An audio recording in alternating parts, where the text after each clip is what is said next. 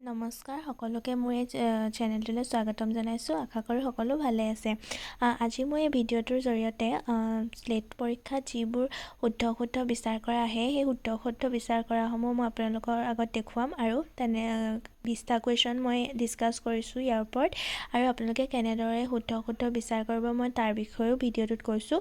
গতিকে আপোনালোকে ভিডিঅ'টো স্কিপ নকৰাকৈ ভালদৰে চাই যাব আৰু বহুত কথা শিকিবলৈও পাৰিব, আৰু ইয়াৰ পৰা আন বহুত কুৱেশ্যনো এবাৰ আহিব পাৰে। গতিকে আপোনালোকে প্ৰিভিয়াছ ইয়েৰ কুৱেশ্যনখিনি সেইকাৰণে চোৱা জৰুৰী হয়।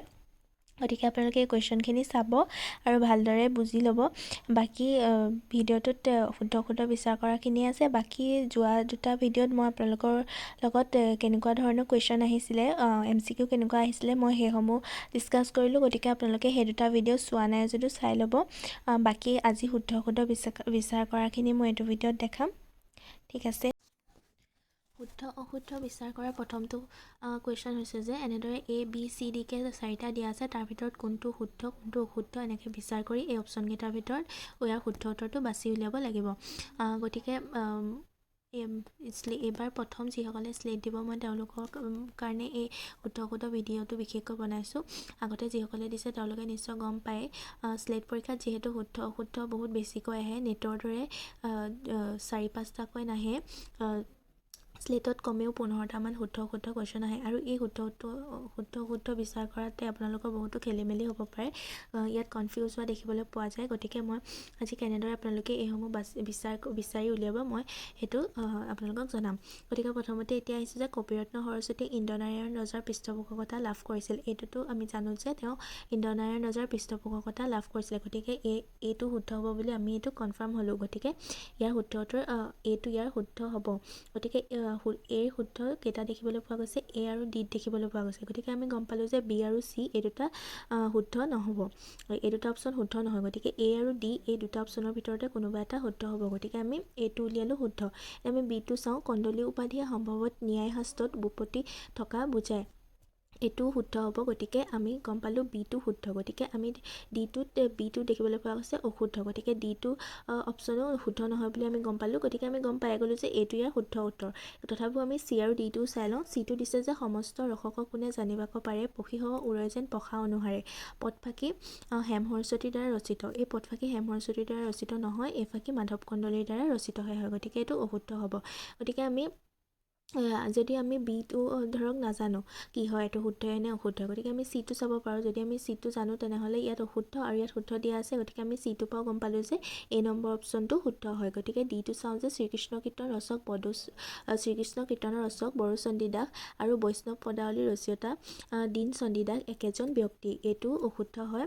বড়োচণ্ডী দাস আৰু বৈষ্ণৱ পদাৱলীৰ ৰচয়িতা দীন চণ্ডী দাস একেজন ব্যক্তি নহয়। গতিকে আমি গম পালোঁ যে অপশ্যন নম্বৰ Aটো ইয়াৰ শুদ্ধ উত্তৰ।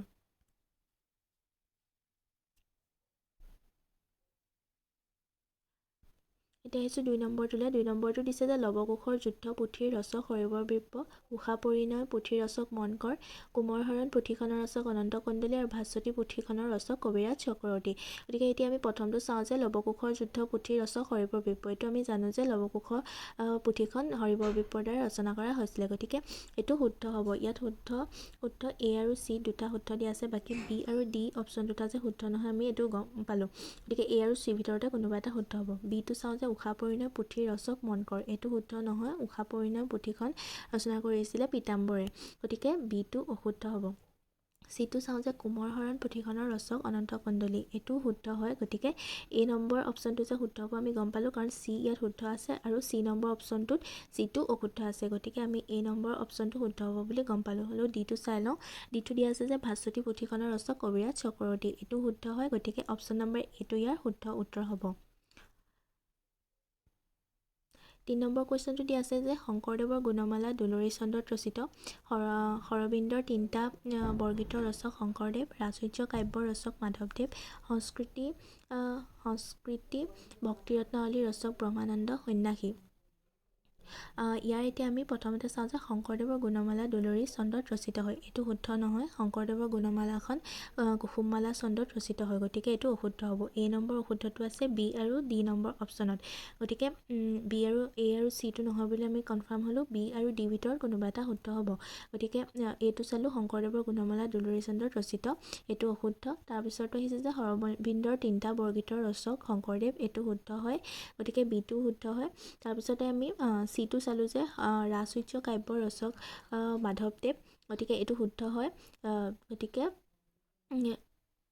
ৰাজসূৰ্য কাব্যৰ ৰচক মাধৱদেৱ হয়, গতিকে চিটো শুদ্ধ হ'ব। গতিকে আমি ডিটো বুলি গম পালোঁ, কাৰণ ডিটোৰ ডি অপশ্যনৰ চিটো শুদ্ধ বুলি আছে। তাৰপিছতে আহিলে যে ডিটো সংস্কৃতি ভক্তিৰত্নাৱলীৰ ৰচক ব্ৰহ্মানন্দ সন্যাসী, এইটো শুদ্ধ নহয়, এইটো অশুদ্ধ হয়, কিয়নো সংস্কৃতিৰ ভক্তিৰত্নাৱলীৰ ৰচক হৈছে বিষ্ণুপুৰী সন্যাসীহে, ব্ৰহ্মানন্দ সন্যাসী নহয়, গতিকে এইটো অশুদ্ধ হ'ব। গতিকে অপশ্যন নম্বৰ ডিটো হ'ব ইয়াৰ শুদ্ধ উত্তৰ। আৰু এতিয়া নেক্সট পৰীক্ষাত আহিব পাৰে যে কেতিয়াবা সংস্কৃতিৰ ভক্তিৰত্নাৱলীৰ ৰচক কোন হয় বুলি এনেদৰে আহিব পাৰে। গতিকে আপোনালোকে মনত ৰাখি থ'ব যে ব্ৰহ্মানন্দ সন্যাসী নহয়, বিষ্ণুপুৰী সন্যাসী হয়। গতিকে ইয়াৰ শুদ্ধ উত্তৰটো হ'ব অপশ্যন নম্বৰ ডি। 4 নম্বৰ কুৱেশ্যনটো আহিলে যে শংকৰদেৱক মাধৱ কন্দলীয়ে অপ্ৰমাদী কবি বুলি আখ্যা দিছিলে। চৰ্যাপদৰ ভাষাক বাংলা ভাষাৰ পণ্ডিতসকলে প্ৰাচীন বাংলা আখ্যা দিছে। দুৰ্গা বৰাই গীতি ৰামায়ণ ৰচনা কৰিছিল। অসমীয়া বৰগীতক অসমীয়া সমালোচকে হোলী চং ৰূপে অভিহিত কৰিছে। গতিকে শংকৰদেৱক মাধৱ কন্দলীয়ে অপ্ৰমাদী কবি বুলি আখ্যা দিছিল। আমি এক্সামত কি হয়, আমি খৰকৈ কুৱেশ্যনবোৰ পঢ়ি যাওঁ আৰু কিছুমান আমি অলপতে ভুল কৰি আহোঁ, কিন্তু ইয়াত এতিয়া বহু সংখ্যক ছাত্ৰ ছাত্ৰীয়ে কি কৰিব, শংকৰদেৱক মাধৱ কন্দলীয়ে অপ্ৰমাদী কবি বুলি আখ্যা দিছে বুলি শুদ্ধটো মাৰি আহিব পাৰে, কিয়নো কিন্তু যদি স্পীডত পঢ়া হয় তেতিয়াহ'লে এইটো শুদ্ধ বুলি মাৰি আহিব। কিন্তু ইয়াত দিছে যে শংকৰদেৱক মাধৱ কন্দলীয়ে অপ্ৰমাদী বুলি আখ্যা দিছে, শংকৰদেৱে নাই দিয়া, শংকৰদেৱক মাধৱ কন্দলীয়ে বুলি দিছে, কিন্তু ইয়াৰ উল্টাটোহে হয়, শংকৰদেৱে মাধৱ কন্দলীক অপ্ৰমাদী কবি বুলি আখ্যা দিছিলে, গতিকে এইটো অশুদ্ধ হ'ব। কিন্তু আমি যদি স্পীড কুৱেশ্যনবোৰ পঢ়োঁ তেতিয়া আমাৰ বহুত ভুল হোৱাৰ চান্স থাকে। গতিকে আপোনালোকে যেতিয়া কুৱেশ্যন কৰিবলৈ যাব তেতিয়া খুব ভালদৰে মন দি এটা কুৱেশ্যনে দুবাৰকৈ পঢ়িব, বিশেষকৈ শুদ্ধ অশুদ্ধ যেতিয়া বিচাৰ কৰিবলৈ হয় তেতিয়া। এতিয়া দিছে যে শংকৰদেৱক মাধৱ কন্দলীয়ে অপ্ৰমাদী কবি বুলি আখ্যা দিছিল, এইটো অশুদ্ধ হ'ব। গতিকে ইয়াৰ ভিতৰত অশুদ্ধ বি আৰু চি, এই বি আৰু চিৰ ভিতৰতে কোনোবা এটা হ'ব। গতিকে 2 নম্বৰটো চাওঁ যে চৰ্যাপদৰ ভাষাক বাংলা ভাষাৰ পণ্ডিতসকলে প্ৰাচীন বাংলা আখ্যা দিছে, এইটো শুদ্ধ হয়, গতিকে বিটোৱে শুদ্ধ হ'ব। বাকী দুৰ্গা বৰাই গীতি ৰামায়ণ ৰচনা কৰিছিল, এইটো শুদ্ধ। অসমীয়া বৰগীতক অসমীয়া সমালোচকে হোলী চং ৰূপে অভিহিত কৰিছে, এইটোও শুদ্ধ হ'ব। দেৱেন্দ্ৰনাথ বেজবৰুৱাই বৰগীতক হোলী চং বুলি কৈছিলে, গতিকে এইটো শুদ্ধ হ'ব। গতিকে অপশ্যন নম্বৰ বিটো হ'ব ইয়াৰ শুদ্ধ উত্তৰ। 5 নম্বৰ কুৱেশ্যনটো হৈছে যে হোমেন বৰগোহাঁইৰ ৰচনা কপিলীপৰীয়া সাধু, যোগেশ দাসৰ ৰচনা ডাৱৰ আৰু নাই, হিতেশ ডেকাৰ ৰচনা আজিৰ মানুহ, বীৰেন বৰকটকীৰ ৰচনা কুমাৰী পৃথিৱী, ইয়াৰ ভিতৰত কোনকেইটা শুদ্ধ? হোমেন বৰগোহাঁইৰ ৰচনা কপিলীপৰীয়া সাধু, এইটো শুদ্ধ নহয়। কপিলীপৰীয়া সাধুখন নৱকান্ত বৰুৱাৰ উপন্যাস হয় এখন, গতিকে হোমেন বৰগোহাঁইৰ এখন উপন্যাস নহয়, গতিকে এইটো অশুদ্ধ হ'ব। বি আৰু চি এই দুটাৰ ভিতৰত কোনোবা এটা ইয়াৰ আনচাৰ হ'ব। যোগেশ দাসৰ ৰচনা ডাৱৰ আৰু নাই, এইটো শুদ্ধ হয়, গতিকে বিটো শুদ্ধ বুলি আমি গম পালোঁ। চি ডি এইকেইটা অপশ্যন নহ'ব বুলি আমি কনফাৰ্ম হ'লোঁ। তাৰপিছত আহিলে হিতেশ ডেকাৰ ৰচনা আজিৰ মানুহ, এইটো শুদ্ধ হয়। আজিৰ মানুহ উপন্যাসখন হিতেশ ডেকাৰ আৰু কুমাৰী পৃথিৱী উপন্যাসখনো বীৰেন বৰকটকীৰ ৰচনা, গতিকে ইয়াৰ শুদ্ধ উত্তৰটো হ'ব অপশ্যন নম্বৰ বি। এতিয়া আহিছোঁ 6 নম্বৰ কুৱেশ্যনটোলৈ। 6 নম্বৰ কুৱেশ্যনটোত দিছে যে এইটো দিছে ভাৰতীয় সংস্কৃতি মূলতঃ আৰ্য সংস্কৃতিৰ সংমিশ্ৰণ। ভাৰতীয় সংস্কৃতিত আৰ্যভিন্ন উপাদান পোৱা নাযায়। ভাৰতীয় সংস্কৃতি সমন্বয় সংস্কৃতি। অসমীয়া সংস্কৃতিত আৰ্যভিন্ন উপাদান পোৱা যায়। এতিয়া প্ৰথমটো হৈছে যে ভাৰতীয় সংস্কৃতি মূলতঃ আৰ্য সংস্কৃতিৰ সংমিশ্ৰণ, এইটো শুদ্ধ নহয়, এইটো ভুল হয়, গতিকে এইটো অশুদ্ধ হ'ব। তাৰপিছত আহিলে ভাৰতীয় সংস্কৃতিত আৰ্যভিন্ন উপাদান পোৱা নাযায়, এইটো অশুদ্ধ হয়, কিয়নো ভাৰতীয় সংস্কৃতিত আৰ্যভিন্ন উপাদান দেখিবলৈ পোৱা যায়। তাৰপিছত আহিলে ভাৰতীয় সংস্কৃতি সমন্বয় সংস্কৃতি, এইটো শুদ্ধ হয়, গতিকে চিটো মিলি আছে। তাৰপিছত আহিলে অসমীয়া সংস্কৃতিত আৰ্যভিন্ন উপাদান পোৱা যায়, এইটো শুদ্ধ হয়, গতিকে ইয়াৰ শুদ্ধ উত্তৰটো হ'ব অপশ্যন নম্বৰ চি, অৰ্থাৎ চিটো ইয়াৰ শুদ্ধ উত্তৰ। 7 নম্বৰ কুৱেশ্যনটো আহিলে যে চন্দ্ৰধৰ বৰুৱাই মেঘনাদ বধ নাটক ৰচনা কৰে, হলধৰ ৰাজখোৱাই নগাঁৱৰ নাটক ৰচনা কৰে, জ্যোতিপ্ৰসাদ আগৰৱালাই বদনবৰ ফুকন নাটক ৰচনা কৰে, অতুল চন্দ্ৰ হাজৰিকাই নন্দদুলাল নাটক ৰচনা কৰে। প্ৰথমটো হৈছে যে চন্দ্ৰধৰ বৰুৱাই মেঘনাদ বধ নাটক ৰচনা কৰে, এইটো শুদ্ধ। এ আৰু বি ভিতৰত কোনোবা এটা হ'ব, এইটো শুদ্ধ। শৈলধৰ ৰাজখোৱাই নগাঁৱৰ নাটক ৰচনা কৰে, এইটো শুদ্ধ নহয়। শৈলধৰ ৰাজখোৱাৰ নগাঁৱৰ নাটকখন শৈলধৰ ৰাজখোৱাৰ নহয়, এইখন কমলাকান্ত ভট্টাচাৰ্যৰ, গতিকে এইটো ভুল হ'ব, অশুদ্ধ হ'ব। তাৰপিছত তেতিয়াহ'লে এইটো বি নম্বৰটো ইয়াৰ শুদ্ধ উত্তৰ হ'ব। তাৰপিছতে চিটো হ'ব যে জ্যোতিপ্ৰসাদ আগৰৱালাই বদন বৰফুকন নাটক ৰচনা কৰে, এইটোও অশুদ্ধ হয়। জ্যোতিপ্ৰসাদ আগৰৱালাই বদন বৰফুকন নাটক ৰচনা নকৰে, বদন বৰফুকন নাটকখন নকুল চন্দ্ৰ ভূঞাইহে ৰচনা কৰিছে। তাৰপিছত আহিলে অতুল চন্দ্ৰ হাজৰিকা নন্দদুলাল নাটক ৰচনা কৰে, এইটো শুদ্ধ হয়। গতিকে ইয়াৰ শুদ্ধ উত্তৰটো হ'ব অপশ্যন নম্বৰ 2, অৰ্থাৎ বি নম্বৰটো। বিটো ইয়াৰ শুদ্ধ উত্তৰ হ'ব। 8 নম্বৰ কুৱেশ্যনটো আহিলে যে বীৰেন্দ্ৰ কুমাৰ ভট্টাচাৰ্যই জ্ঞানপীঠ বঁটা লাভ কৰিছিলে, প্ৰমোদ চন্দ্ৰ ভট্টাচাৰ্যই সাহিত্য একাডেমী বঁটা লাভ কৰিছিলে, তাবু দাইদে আনন্দৰাম বৰুৱা বঁটা লাভ কৰিছিলে, নলিনী বালাদেৱে সাহিত্য একাডেমী বঁটা লাভ কৰিছিলে। প্ৰথমটো দিছে যে বীৰেন্দ্ৰ কুমাৰ ভট্টাচাৰ্যই জ্ঞানপীঠ বঁটা লাভ কৰিছিলে, এইটো শুদ্ধ হয়। জ্ঞানপীঠ বঁটা বীৰেন্দ্ৰ কুমাৰ ভট্টাচাৰ্যই পাইছিলে। কোনখন উপন্যাসৰ বাবে পাইছিলে? তেখেতে মৃত্যুঞ্জয় উপন্যাসখনৰ বাবে জ্ঞানপীঠ বঁটা লাভ কৰিছিলে। কেতিয়াবা সেইটো কুৱেশ্যনো আহিব পাৰে স্লেটত। তাৰপিছতে সেইটো শুদ্ধ হয়, গতিকে ইয়াৰ ভিতৰত বি চি ডিৰ ভিতৰত কোনোবা এটা শুদ্ধ আনচাৰ হ'ব। তাৰপিছত আহিলে প্ৰমোদ চন্দ্ৰ ভট্টাচাৰ্যই সাহিত্য একাডেমী বঁটা লাভ কৰিছিলে, এইটো শুদ্ধ নহয়, গতিকে বি ডিৰ ভিতৰত কোনোবা এটা হ'ব, অশুদ্ধ হয়। তাবু দাইদে আনন্দৰাম বৰুৱা বঁটা লাভ কৰিছিলে, এইটো শুদ্ধ। তাৰপিছতে আহিব নলিনী বালাদেৱীয়ে সাহিত্য একাডেমী বঁটা লাভ কৰিছিলে, এইটো শুদ্ধ হয়। গতিকে ডি নম্বৰ অপশ্যনটো ইয়াৰ শুদ্ধ উত্তৰটো হ'ব। নলিনী বালাদেৱীয়ে সাহিত্য একাডেমী বঁটা কিহৰ কাৰণে লাভ কৰিছিলে? অলকানন্দাৰ কাৰণে লাভ কৰিছিলে। ইয়াৰ শুদ্ধ উত্তৰ ডি। 9 নম্বৰ কুৱেশ্যনটো দিছে যে দেৱেন্দ্ৰনাথ বেজবৰুৱাই বৰগীতক গ্ৰেট ছং আখ্যা দিছে, এইটো শুদ্ধ নহয়। বাণীকান্ত কাকতিয়ে বৰগীতক নবেল নম্বৰছ আখ্যা দিছে, এইটো শুদ্ধ হয়। কালিৰাম মেধিয়ে বৰগীতক ক্লাছিকেল ছং আখ্যা দিছে আৰু মহেশ্বৰ নেওগে বৰগীতক হোলী ছং আখ্যা দিছে। দেৱেন্দ্ৰনাথ বেজবৰুৱাই বৰগীতক গ্ৰেট ছং বুলি কোৱা নাই, গতিকে এইটো ভুল হয়, অশুদ্ধ হ'ব। দ্বিতীয়তে বাণীকান্ত কাকতিয়ে বৰগীতক নবেল নম্বৰছ আখ্যা দিছে, এইটো শুদ্ধ হয়, চিটো হ'ব। কালিৰাম মেধিয়ে বৰগীতক ক্লাছিকেল ছং আখ্যা দিছে, এইটো অশুদ্ধ হ'ব। আৰু মহেশ্বৰ নেওগে বৰগীতক হোলী ছং আখ্যা দিছে, এইটো ভুল হ'ব। গতিকে ইয়াৰ শুদ্ধ উত্তৰটো হ'ব অপশ্যন নম্বৰ চি। 10 নম্বৰ কুৱেশ্যনটো দিছে যে এই বন্দৰৰ আবেলিৰ ৰচক যোগেশ দাস, এহাত দাবাৰ ৰচক সৌৰভ কুমাৰ চলিহা, পৃথিৱীৰ অশোকৰ ৰচক ভৱেন্দ্ৰনাথ শইকীয়া, ৰঙা কৰবী ফুলৰ ৰচক হেম বৰুৱা। এই বন্দৰৰ আবেলিৰ ৰচক যোগেশ দাস, এইটো শুদ্ধ নহয়, এইটো অশুদ্ধ। এহাত দাবাৰ ৰচক সৌৰভ কুমাৰ চলিহা, এইটো শুদ্ধ। চি নম্বৰ কুৱেশ্যনটো দিছে যে পৃথিৱীৰ অশোকৰ ৰচক ভৱেন্দ্ৰনাথ শইকীয়া, এইটো শুদ্ধ নহয়, অশুদ্ধ হয়। আৰু ৰঙা কৰবীৰ ফুলৰ ৰচক হেম বৰুৱা, এইটো শুদ্ধ হয়। গতিকে ইয়াৰ শুদ্ধ উত্তৰটো হ'ব অপশ্যন নম্বৰ এ, ইয়াৰ শুদ্ধ উত্তৰ। 11 নম্বৰ কুৱেশ্যনটো হৈছে যে অসমীয়া ভাষাত অলৈ পুৰুষবাচক বিভক্তি, বিটো দিছে অসমীয়া ভাষাত এৰা কাৰকবাচক বিভক্তি, চিটো দিছে অসমীয়া ভাষাত অৰি লিংগবাচক প্ৰত্যয়, অসমীয়া ভাষাত দিয়েক দুবাৰ লিখা গ'ল, অসমীয়া ভাষাত দিয়েক অনিৰ্দিষ্টবাচক প্ৰত্যয়। ইয়াৰ ভিতৰতে কোনকেইটা শুদ্ধ হ'ব আৰু কোনকেইটা অশুদ্ধ হ'ব? প্ৰথমতে চাওক যে অসমীয়া ভাষাত অলৈ পুৰুষবাচক বিভক্তি, এইটো শুদ্ধ নহয়, গতিকে অলৈ পুৰুষবাচক বিভক্তি নহয়, গতিকে এইটো অশুদ্ধ। বি আৰু ডিৰ ভিতৰত কোনোবা এটা শুদ্ধ হ'ব। তাৰপিছতে আহিলে বিটো এৰা কাৰকবাচক বিভক্তি, এৰাও কাৰকবাচক বিভক্তি নহয়, গতিকে এইটো অশুদ্ধ হ'ব। তাৰপিছত আহিব অসমীয়া ভাষাত অৰি লিংগবাচক প্ৰত্যয়, অৰি লিংগবাচক প্ৰত্যয় হয়, এইটো শুদ্ধ হ'ব। অৰি লগৰি এনেকুৱা ধৰণৰ হ'ব, গতিকে এইটো লিংগবাচক প্ৰত্যয় চিটো। তাৰপিছতে চিটো শুদ্ধ হয়। তাৰপৰা ডিটো দিছে যে অসমীয়া ভাষাত দিয়েক অনিৰ্দিষ্টবাচক প্ৰত্যয়, এইটো শুদ্ধ হয়। গতিকে ইয়াৰ ভিতৰত অপশ্যন নম্বৰ বিটো হ'ব ইয়াৰ শুদ্ধ উত্তৰ। এতিয়া আহিছোঁ 12 নম্বৰ কুৱেশ্যনটোলৈ। অসমীয়া ভাষাত স্বৰৰ অনুনাসিকতা বিশিষ্ট ধ্বনি, অসমীয়া ভাষাত অনুনাসিকতাৰ তাৰতম্যৰ বাবে শব্দৰ অৰ্থ সলনি নহয়, অসমীয়া ভাষাত স্বৰবৰ্ণই অনুনাসিকতা বহন কৰে। তাৰপিছতে আহিলে অসমীয়া ভাষাত অনুনাসিকতা লয় বৰ্ণ নহয়। এতিয়া প্ৰথমতে দিছে যে অসমীয়া ভাষাত স্বৰৰ অনুনাসিকতা বিশিষ্ট ধ্বনি, এইটো শুদ্ধ হয়। তাৰপিছতে অসমীয়া ভাষাত অনুনাসিকতাৰ তাৰতম্যৰ বাবে শব্দৰ অৰ্থ সলনি নহয়, এইটো অশুদ্ধ হ'ব। অসমীয়া ভাষাত অনুনাসিকতাৰ বাবে আমি শব্দৰ অৰ্থ সলনি হোৱা দেখিবলৈ পাওঁ। চিটো দিছে যে অসমীয়া ভাষাত স্বৰবৰ্ণই অনুনাসিকতা বহন কৰে, এইটো শুদ্ধ হয়। আৰু অসমীয়া ভাষাত অনুনাসিকতা লয় বৰ্ণ নহয়, এইটো অশুদ্ধ হয়। গতিকে ইয়াৰ শুদ্ধ উত্তৰটো হ'ব অপশ্যন নম্বৰ এ। 13 নম্বৰ কুৱেশ্যনটো আহিছে যে অসমীয়া ভাষাৰ ধ্বনিতাত্ত্বিক দিশতহে আৰ্য ভিন্ন ভাষাৰ প্ৰভাৱ পৰিছে। তাৰপিছত দিছে ভাষাতাত্ত্বিক দৃষ্টিকোণৰ পৰা ডিমাছাসকল বড়ো ভাষাৰ অন্তৰ্গত নহয়।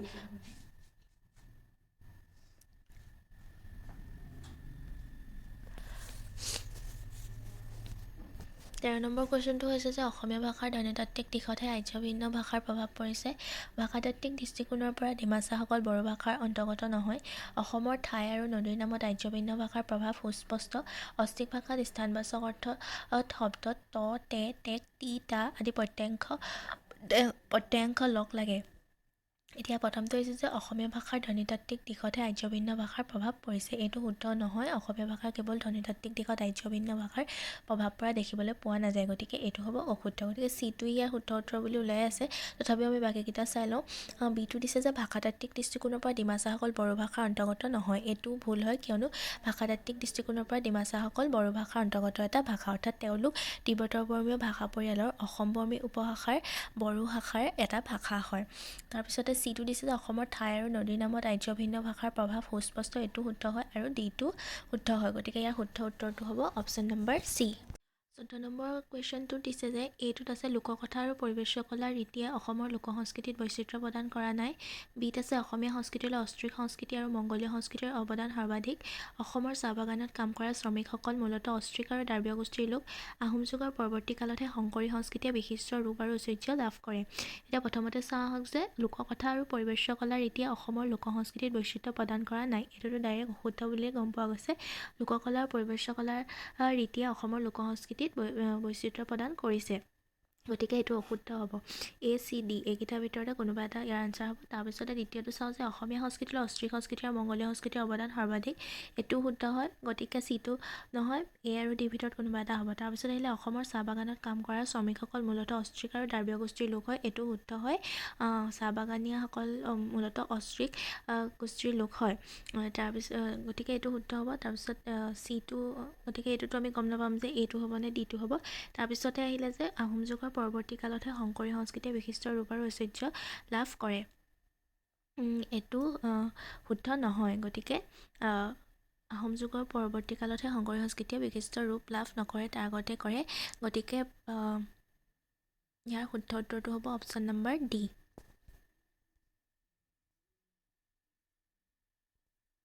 15 নম্বৰ কুৱেশ্যনটো আহিছে যে অৰুণোদয় আলোচনীৰ বানান পদ্ধতি প্ৰথমতে উচ্চাৰণ ভিত্তিক আছিল।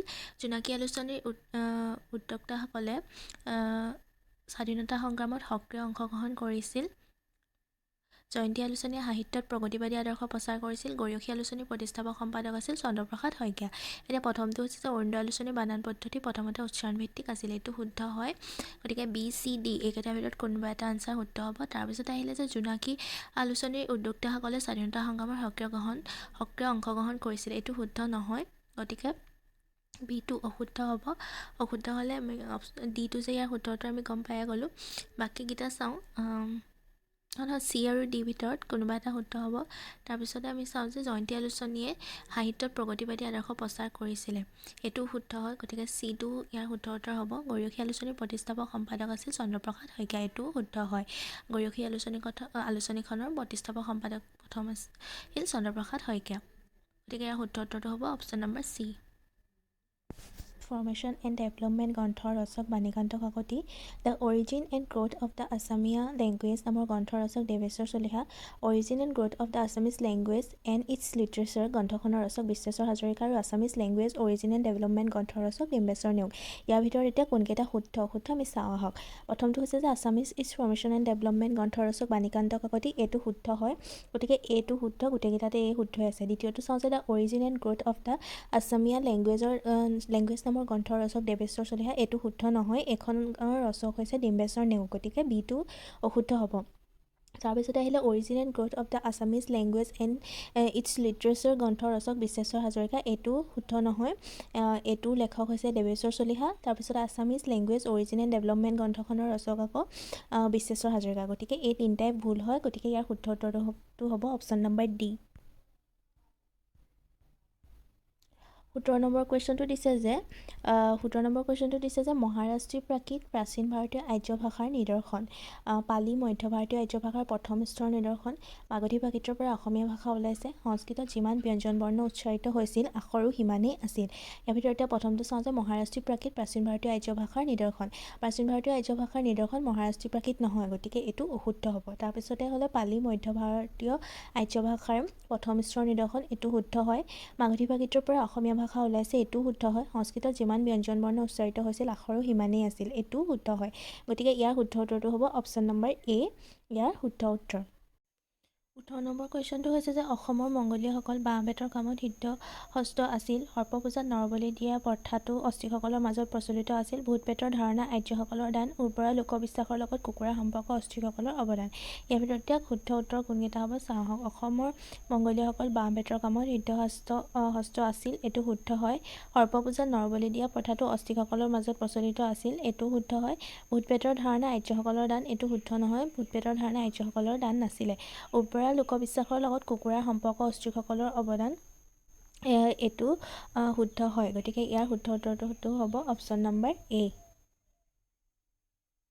19 নম্বৰ কুৱেশ্যনটো হৈছে যে বাণীকান্ত কাকতিৰ মতে অসমীয়া ভাষাৰ জন্ম মাগধী প্ৰাকৃতৰ পৰা হৈছে এইটো শুদ্ধ হয় বাণীকান্ত কাকতিয়ে অসমীয়া ভাষাৰ উৎপত্তি মাগধী প্ৰাকৃতৰ পৰা হৈছে বুলি কৈছে কালিৰাম মেধিৰ মতে অসমীয়া ভাষাৰ জন্ম কামৰূপী প্ৰাকৃতৰ পৰা হৈছে এইটো শুদ্ধ নহয় কালিৰাম মেধিৰ মতে পাশ্য পশ্চিমাৰ মিশ্ৰণতহে অসমীয়া ভাষাৰ উৎপত্তি হৈছে অসমীয়া ভাষাৰ জন্ম হৈছে বুলি তেখেতে কৈছে গতিকে এইটো কামৰূপী প্ৰাকৃত নহয় এইটো অশুদ্ধ হ'ব 3 নম্বৰত কৈছে যে নাথান বৰণৰ মতে অসমীয়া ভাষাৰ জন্ম পৰীক্ষাচী প্ৰাকৃতৰ পৰা হৈছে এইটো শুদ্ধ নহয় 4 নম্বৰ কৈছে যে গ্ৰিয়াৰচনৰ মতে অসমীয়া ভাষাৰ জন্ম অনাৰ্য ভাষাৰ পৰা হৈছে এইটো শুদ্ধ নহয় গ্ৰিয়াৰচনে অসমীয়া ভাষাৰ জন্ম কামৰূপী মাগধী প্ৰাকৃতৰ পৰা হৈছে বুলি তেওঁ কৈছিলে গ্ৰিয়াৰচনৰ মতেও মাগধী প্ৰাকৃতৰ পৰা অসমীয়া ভাষাৰ জন্ম হৈছে গতিকে এতিয়া আমি চাওঁ যে এটো হৈছে শুদ্ধ বিটো হৈছে অশুদ্ধ তাৰপৰা চিটো হৈছে অশুদ্ধ আৰু ডিটো অশুদ্ধ গতিকে ইয়াৰ শুদ্ধ উত্তৰটো হ'ব অপশ্যন নম্বৰ চি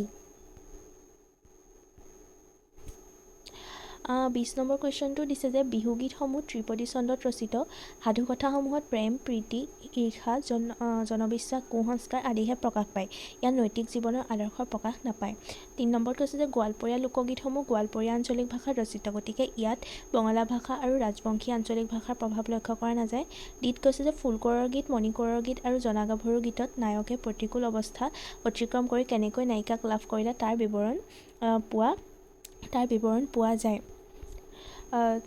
পোৱা যায় গতিকে আমি এতিয়া প্ৰথমতে চাওঁ যে বিহুগীতসমূহ ত্ৰিপদী ছন্দত ৰচিত এইটো শুদ্ধ হয় বিহুগীতসমূহ ত্ৰিপদী ছন্দত ৰচিত হয় দ্বিতীয়তে দিছে যে সাধুকথাসমূহত প্ৰেম প্ৰীতি ঈৰ্ষা জনবিশ্বাস কুসংস্কাৰ আদি প্ৰকাশ পায় ইয়াত নৈতিক জীৱনৰ আদৰ্শৰ প্ৰকাশ নাপায় এইটো অশুদ্ধ হয় আৰু 3 নম্বৰত গোৱালপৰীয়া লোকগীতসমূহ গোৱালপৰীয়া আঞ্চলিক ভাষাত ৰচিত গতিকে ইয়াত বঙলা ভাষা আৰু ৰাজবংশী আঞ্চলিক ভাষাৰ প্ৰভাৱ লক্ষ্য কৰা নাযায় এইটো অশুদ্ধ হয় আৰু ফুলকোঁৱৰৰ গীত মণিকোঁৱৰৰ গীত জনগাভৰু গীত আদিত নায়কে নায়িকাক লাভ কৰিবলৈ তাৰ বিৱৰণ পোৱা যায় এইবোৰ গীতসমূহত এইটো শুদ্ধ হয় গতিকে ইয়াৰ শুদ্ধ উত্তৰটো হ'ব অপশ্যন নম্বৰ চি ইয়াৰ শুদ্ধ উত্তৰ